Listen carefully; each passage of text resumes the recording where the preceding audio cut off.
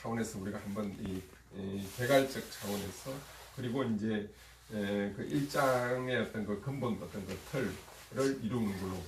그러니까 우리가 이제 1장을 통해 가지고 근본적으로 인간이 처해져 있는 어떤 그 근본 조건의 가장 원초적인 어떤 요소, 그 엘레멘탈한 요소가 바로 탄생성과 그 사멸성이라는 어떤 그 두 개념에서 이제 이 탄생성이라는 걸 통해 가지고 그 복수성이 나오고, 이 복수성을 근거로 공론적인 어떤 그 장이 형성이 되는, 그리고 이 공론장의 형성을 통해 가지고 정치, 한나 아렌트의 고유한 어떤 정치의 본질이 성립하는 걸로 우리가 이제 전문에 배웠죠. 그 다음에 이제 2장에 들어가면은 구체적으로 이제 이 사적 영역과 공적 영역 이게 이제 집중적으로 다루고 있죠. 근데 이제 이 한나 아렌트한테 그 우리가 이제 이 책을 통해서 우리가 여러분들이 이제 조금 그 특징을 잡았을는지 모르겠지만은 어떤 한 개념을 설명을 할 때 고대, 중세, 근대에서까지 계속 분석을 형식을 집어넣어서 쭉 탐구를 하죠. 이게 이제 사실은 여러분들이 이제 그 하이데거 원전을 아직 안 읽어봐서 그러는데, 하이데거의 어떤 사유 방식이 이래요. 그 현대에 갖고 있는 어떤 그 근본적인 어떤 문제점들이 왜 이런 문제점들이 생겼는가? 그래서 이 근원적인 어떤 문제점들이 예전에는 그렇지 않았다. 즉 고대 그리스적 사회에서는 그러지 않았는데 근세에 오면서 개념이 이렇게 오염이 되고 이렇게 됐는데, 다시 이제 근원적인 의미는 그 고대 그리스적 어떤 사유에서 찾을 수 있다.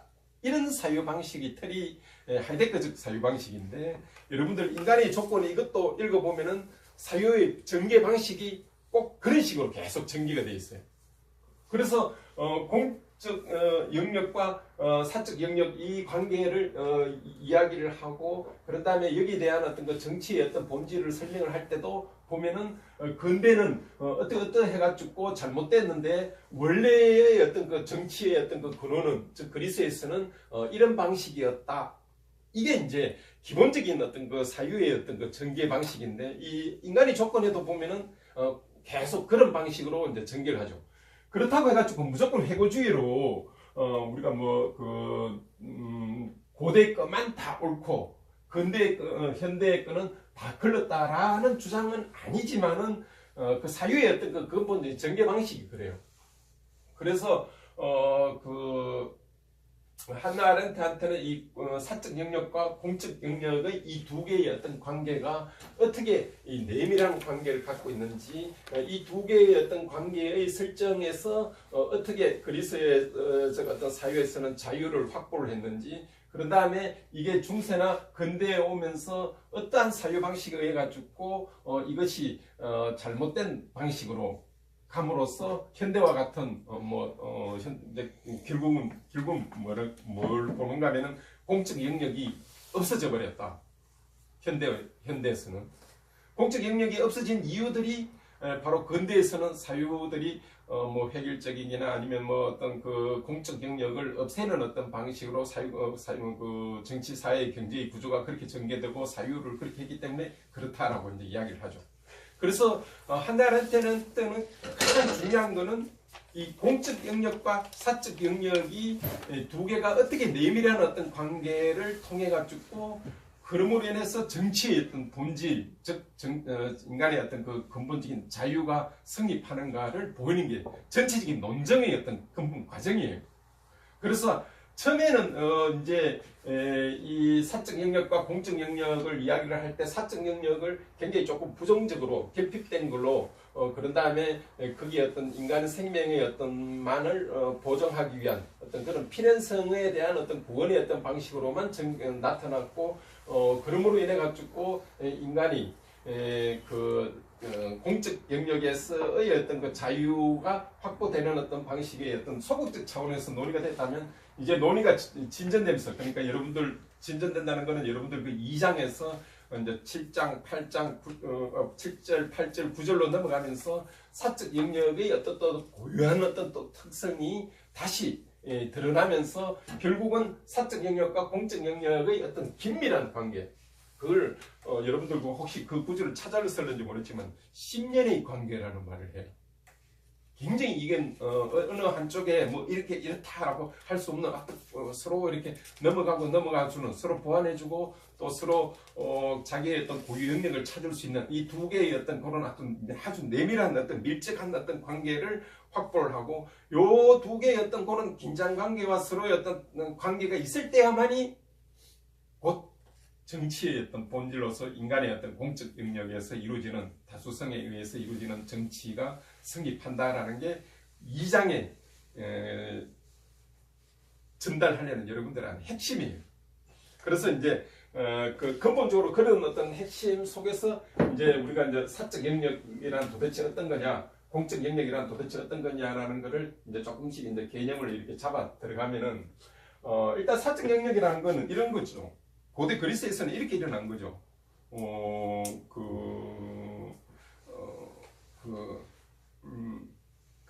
노예 기반.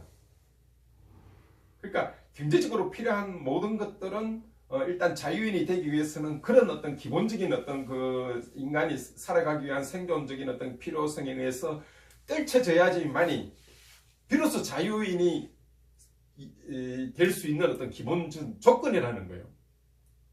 참 이야기가 이제 우리가 좀 이해하기 힘드는데 그래서 이제 현대 뭐 해결이나 이쪽 오면 비판을 많이 받아요. 이게 그 해결이 뭐 인정투쟁, 뭐 노예투쟁 이런 것들 와가지고 그러니까 노예나 여성이나 에 의한 경제 활동에 의속된 상황이긴 하지만은 역으로 그런 어떤 경제적인 관계에서 탈피를 돼야 하지만이 비로소 공적 영역에서의 어떤 자유, 즉 평등을 누릴 수 있는 시민의 어떤 기본적인 어떤 자유를 이룰 수 있는 어떤 조건이라는 게 그 당시 그리스 히랍 그리스적인 어떤 정치 경제적인 어떤 그런 물질 경제적인 어떤 토대였고 또 뭐 아리스토텔레스나 이 사람도 실제 그렇게 이야기를 해요. 그래서 우리가 오늘날 관점에서 보면은 그 특정한 영역에서는 불평등과 핍박과 압박, 즉 노예 경제에 의해서 의거되어 있는 어떤 그런 어떤 평등이 진정한 의미에서 있던 평등이냐라고 이제 문제를 제기를 할 수 있고 비판할 수 있는데 또 거기에는 또 어떤 면이 또 있는가 하면은 이런 면도 있어요. 이제 제가 이제 이 점에 대해서 제가 좀 비판을 받을 수도 있는데 뭔가 하면은 그런 어떤 그 사적 물적 조건을 떠나야지만이 비로소 정치에 대한 어떤 근원적인 어떤 물음들을 제기를 하고 그 정치를 근본적으로 해결해 나갈 수 있는 어떤 조건들이 성립되어질 수 있다 하는 요 역설적인 어떤 패러독시칼한 어떤 면도 여기 지금 성립하는 거죠. 물론 이제 지금 우리가 현대 돌아가지고 굉장히 그런 노동자적 뭐 이런 어떤 관점에서 정치 비판할 수 없느냐 혹은 그 관점에서 문제를 제기하고 그렇게 세계를 바라봐야 되는데 하는 관점에서는 비판되지만은 제가 이야기하고 싶은 거는 이런 면이 아니라 그 어떤 사적 이익 혹은 경제적인 어떤 그 이익에서 탈피되어야지만이 비로소 그 공동체 전체에 대한 이익이나 혹은 공동체 전체의 어떤 선을 위해서 논의할 수 있는 어떤 가능성도 있다는 거죠. 그런 면이 또 이제 여기에는 역설적으로 그게 들어가 있다는 거죠. 그래서 한편으로는 그 이야기를 이야기를 이렇게 절대화시켜 버리면은 현대적인 어떤 여러 가지 관점에서 비판을 많이 받을 수도 있지만은 거기에는 하여튼 이런 면이 있는 거죠. 그게 바로 이제 사적 영역에서 담당하는 거고, 이 사적 영역에서 담당하는 이것에 의해서 만이 가능한 때야만이 비로소 이제 자유 영역인 공적 영역이 성립한다는 게 적어도 고대에 있어서의 어떤 정치, 사회, 경제의 어떤 기본적인 그 어떤 틀, 그 방식인 거죠. 그러나 여기서 이제 중요한 거는 한나 아렌트가 그러면은 우리 사회도 이런 식으로 바꾸자, 뭐 이게 가장 좋다, 진리다, 이게다, 이쪽으로 돌아가자 하는 게 아니고, 여기서 그렇게 됨으로 인해 가지고 뭐가 탄생이 된가 하면은 정치의 어떤 기본적인 어떤 그 본질이 탄생이 됐다는 거죠. 그리고 그때의 어떤 그 정치의 어떤 본질이 가지고 있는 어떤 기본적인 특성 자체를 우리가 오늘날 변화된 어떤 이런 정치, 사회, 경제에서 혹은 그게 이제 자꾸 그 근본적으로 없어지는 즉 한나 아렌트가 보기에는 뭐가 없어지는가 하면 이 공적 영역이 없어지는 거죠. 공적 영역이 없어지면은 결론적으로 뭐까지 없어지는가 하면 사적 영역까지도 없어지게 되는, 결론적으로는 그렇게 된다는 거죠. 그러나 한나 아렌트가 궁극적으로 우리한테 제시하고 싶은 거는 이 공적 영역과 사적 영역의 어떤 그런 긴장 관계가 있어야지만이 진정한 의미에서의 어떤 그 정치의 어떤 것이 성립 가능하다, 이런 거죠. 그래서 이때 진정한 의미에서의 정치라는 것은 우리가 전번 시간에 공부했던 다수성에 의한, 그리고 계속 세계가 형성되는, 특히 이제 이 핵심은 뭔가 하면 새로운 여론의 어떤 형성, 여론 형성 과정. 이때 여론이라는 것은 그냥 뭐 이렇게 오피니언 이런 의미가 아니고 이 세계에 직접 참여하면서 그 세계에 자기가 구성적으로, 능동적으로 세계를 만들어 나가는데 어떤 의견을 내는, 그러나 그것이 어떤 엘리트적 관점에서 의견을 내고 이끌어 나가는 게 아니라 서로 다른 타인과의 어떤 의견을 통해 가지고, 말하자면 여러 프리즘이 한 사물에 중첩되면서 새로운 사물의 어떤 형태가 나타나는 어떤 방식의 어떤 이해 방식으로 이 정치를 이해를 하는 거죠.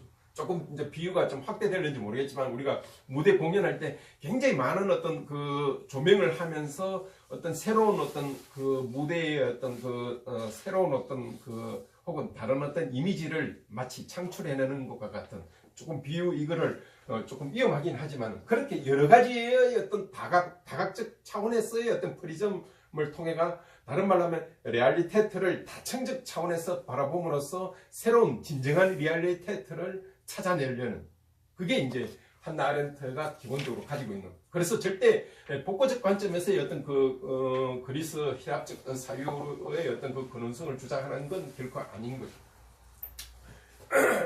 이런 어떤 근본적인 어떤 사적 영역과 공적 영역의 어떤 그런 서로의 어떤 내밀한 심연의 어떤 그 기본 관계가 사실은 고대의 어떤 형태의 잘못된 혹은 좀 비판받아야 될 만한 어떤 경제의 어떤 구조에서 있었지만, 이게 이제 중세나 근대 오면서는 오히려 그 이해의 어떤 방식이 다르게 나타나면서 공적 영역이 소멸되어지는 어떤 방식으로 나타나는 거죠. 결론적으로는 이게 공적 영역이 소멸되면은 한나 아렌트는 사적 영역 자체도 소멸되어 버리고, 결국은 이렇게 공적 영역과 사적 영역이 없어지면은 결국 무슨 사회로 가는가 하면은 한나 아렌트가 제일 두려워하는 대중사회로 가버려요. 대중사회라는 것은 바로 전체주의의 어떤 기원에서 우리가 말했듯이 바로 전체주의의 어떤 잔재가 바로 이 대중사회입니다. 대중사회에 가면은 결국 뭐가 되는가 하면은 사회가 획일성이 되고요. 획일성이 돼요. 그게 이제 그런 거를 획일성을 밑받침해주는 많은 이데올로기적인 학문들 자체가 경제학이나 사회학이나 뭐 이런 통계학 같은 것들이 평준화시켜버리는 거예요. 평준화시켜버리면 결국 뭔가 하면은 나의 고유한 생각 혹은 타인의 어떤 차이 같은 것들을 말살시켜버리는 거죠. 그래서 뭐 통계학이나 사회학 같은 데서는 그런 어떤 큰 사건이나 어떤 특정적인 어떤 의미 있는 어떤 것들에 일어나는 것들을 자꾸 어떻게 해석을 하는가 하면은 그거는 그냥 예외적으로 그런 게 일어난 거다.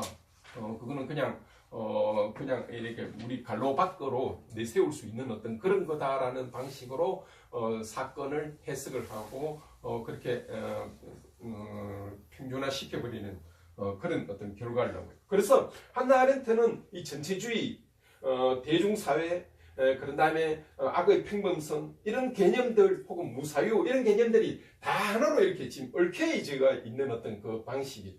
그래서 그런 어떤 무사유 혹은 그런 것들을 넘어서기 위해서 고대로 찾아가 보니까는 사적 영역과 공적 영역이 있고, 이 사적 영역과 공적 영역의 어떤 긴장 관계를 근원적으로 살리고자 하고 싶은 게 바로 이 한나 아렌트가 가지고 있는 기본적인 어떤 이해의 어떤 방식, 그렇게라고 볼 수 있죠. 그 다음에 이제 조금 더 세부적으로 들어가면은, 그럼 한나 아렌트한테는 정치라는 게 어떤 식으로 일어나느냐 하면은 일단 정치를 이제 두 가지로 보는 거죠. 기본적인 어떤 요소를. 물론 이제 우리가 아리스토텔레스부터 이제 쭉 추구해 들어가면 인간은 정치적인 동물이다 이렇게 이야기가 나오고 그 정치적인 동물이라는 거를 그 로마 시대 때 중세 때를 거치면서 오염이 되죠. 인간은 사회적 어떤 동물이다. 근데 그 사회적이라는 말 자체가 사실은 그렇게 말함으로 인해 가지고 인간 자체가 원래는 정치적인 동물이다. 라는 어떤 그 근원적인 어떤 아리스토텔레스 혹은 그리스적인 어떤 그 이해 방식에서 많이 후퇴했다는 거죠. 왜? 사회적이라는 말 그 자체는 그 당시 토마스 아퀴나스나 아니면 그 건세 때 쓸 때의 어떤 의미는 굉장히 어떤 하나의 어떤 그 이익 집단에 묶여 있는 방식. 그러니까 원래 정치적이라는 그 인간의 어떤 그 고유한 속성 자체를 사회적이라는 말을 함으로써 그렇다면 그 사회적이라는 말 속에 굉장히 그 어떤 집단 의속성이 들어가 있는 방식으로 오셨나? 쌤. 예. 이거 어떻게 하죠? 리바이벌 할 수가 없어요. 괜찮아요? 네. 네. 뭐 설명하면서 나중에 또 한번 살짝 돌리죠. 뭐. 예. 될지 모르겠지만 하여튼 그게 이 한나 아렌트가 그런데 그런 건 이제 우리가 구체적으로 정치를 이루어지고 있는 어떤 구성 요소는 어떤 거냐라는 건데 일단은 그 인간은 아리스토텔레스에서 나오는 정치학에서 나오는 인간은 그 정치적인 어떤 그 동물이다라는 거를 중세나 건세 초에 번역을 로마식으로 잘못 번역을 해가지고 혹은 그 당시에 한정된 언어로 번역을 해서 사회적 동물이다라고 번역하고 근데 그렇게 하면서 이 사회라는 게 강조가 되면서 이 정치의 어떤 그 고유성이 없어져 버리는 그렇게 해서 인간에 대한 어떤 이해의 방식이 조금 다른 방식으로 이해가 되어진 어떤 방식인데 그거를 이제 그러면 그때 정치란 도대체 어떤 요소로 이루어져야 되느냐 그게 이제 하나는 활동이고 어느 거거든요. 여러분들 그 아이히만 그 혹시 그 책이나 아니면 여러분들 그 뭐 많은 잡지나 아니면 뭐 논문이나 그런 거 혹은 그 설명해 놓은 책들에서 많이 읽었겠지만은 그 한나 아렌트가 그 아이히만의 언어를 그 책에서 분석할 때 그 굉장히 그 중요한 말을 해요. 상투어라는 말을 해요. 상투어.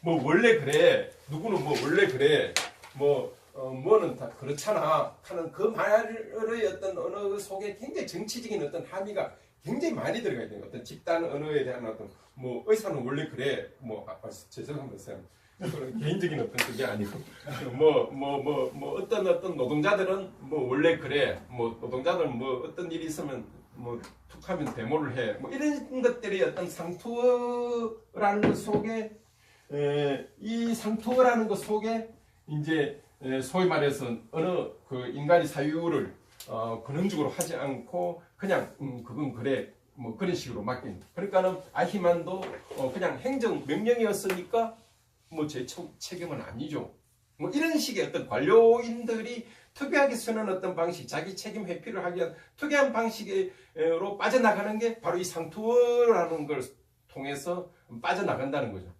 그래서 이 정치의 어떤 기본 요소에 이 언어라는 걸 그러니까 일단 언어는 일단 정보의 전달이라든지 굉장히 한나 아렌트가 사유보다는 더 그 언어를 굉장히 중요시해.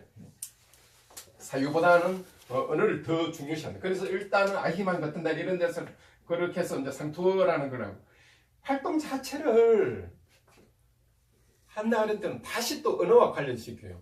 그러니까 적절한 시기에 적절한 언어를 사용할 수 있는 능력 그게 바로 이 활동이라고 보는 거예요. 우리가 보통 활동하고 하면은 그냥 뭐 이렇게 플래카드 들고 나가기나 아니면 뭐 이렇게 그 실제 뭘 하는 어떤 그런 방식으로 활동을 이해하는데 한나 아렌트는 그게 아니라 그 적절한 시기에 적절한 언어를 사용할 수 있는 것 이렇게 되는 거예요.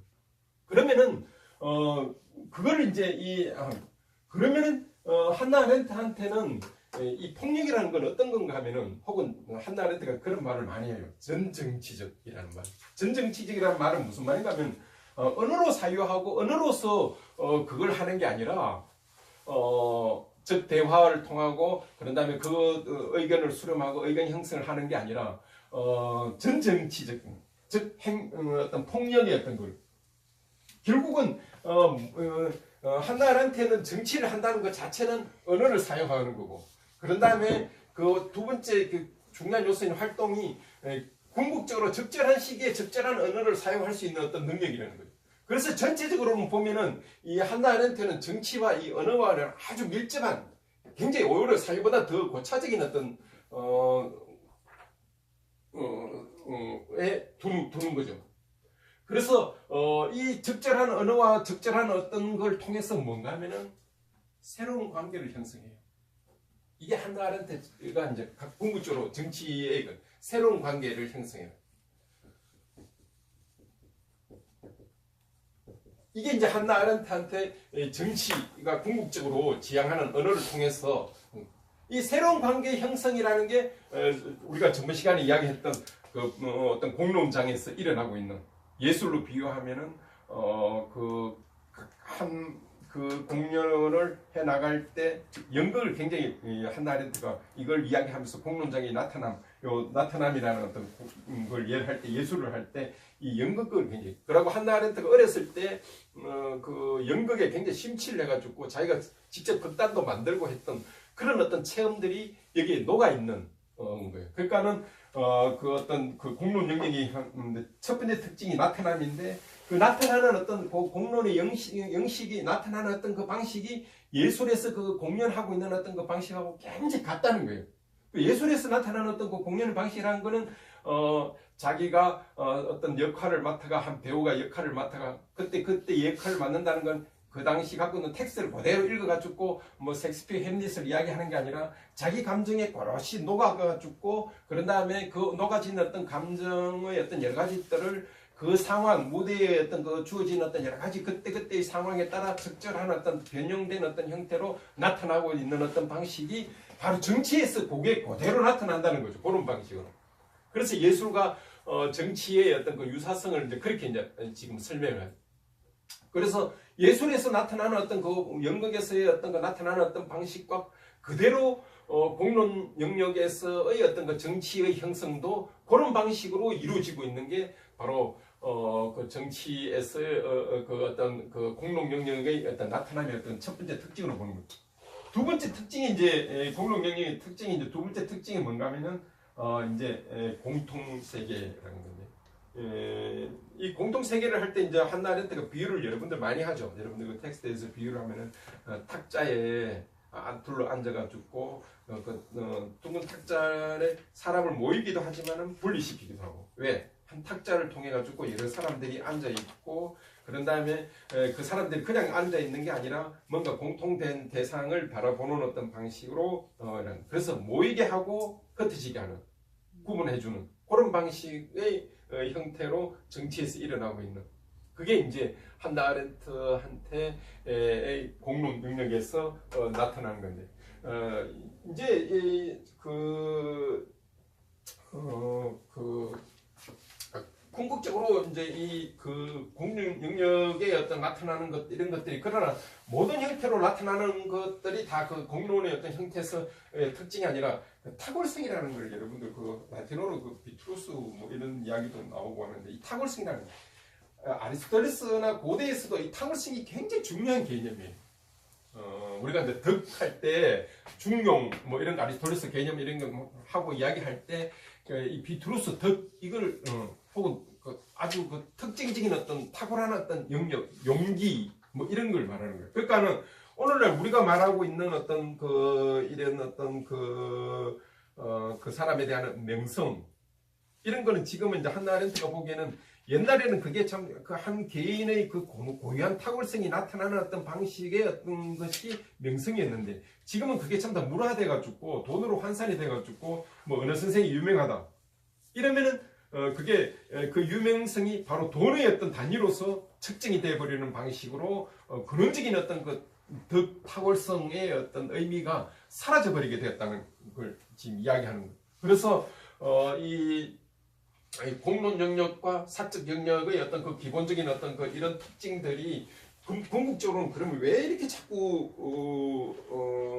은폐되고 파괴되어지는가 하면은 지금 근대 세계 자체가 이 마르크스가 보는 근대 세계가 있을 거고, 또 막스 베버가 보는 어떤 근대 세계도 있을 거고, 또 한나 아렌트가 보는 어떤 근대 세계도 있을 거고, 또 기독교인들, 종교인들이 또 바라보는 어떤 근대성도 있을 건데, 그러나 이 지금 막시즘이든 아니면은 이 자유주의자든 아니면 또 이 종교 그리스도적인 어떤 거든 간에 그리스도교적인 거는 오히려 이 여러분들 그 용어 무세계성이라는 용어를 발견했습니까? 텍스트에서? 혹시 무세계성이라고 설명 혹시 한번 하실 분 계세요? 쌤 좀 그쪽을 좀 갈잖아요. 무세계성이라는 게 어떤 겁니까? 한 아렌트한테서 한정시킨.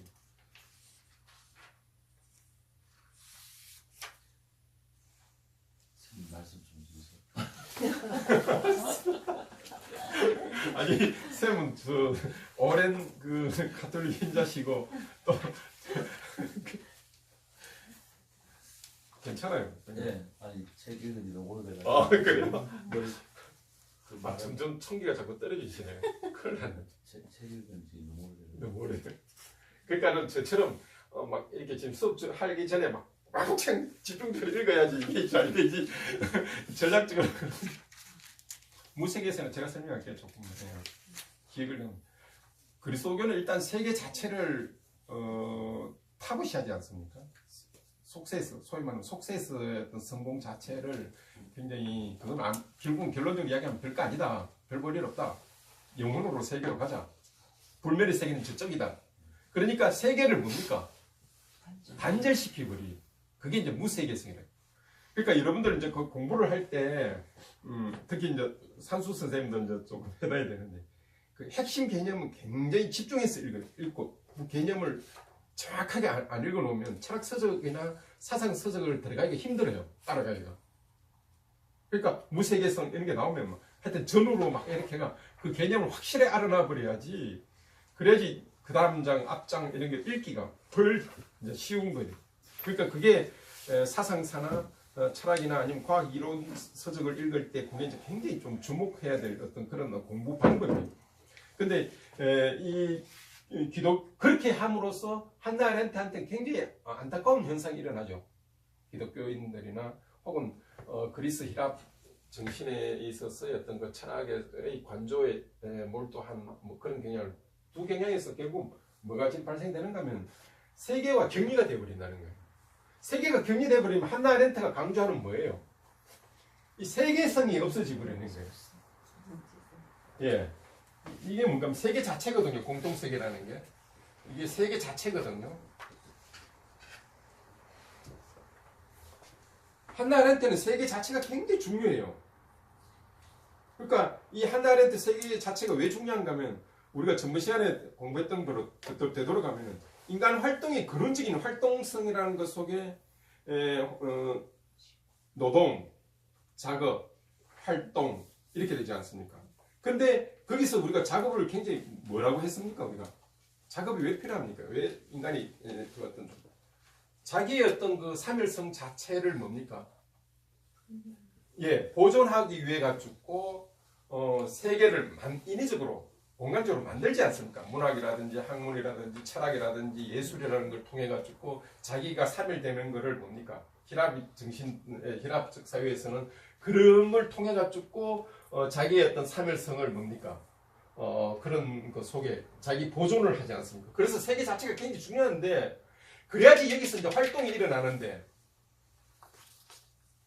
그레스가 활동이 일어나는 게 아니라 상관인저인 거죠. 내가 세계를 만들면은 세계가 형성이 되지만은 그 세계가 있음으로써 내가 또 다시 또 활동하는 서로 이런 어떤 순환적인 관계인 거죠.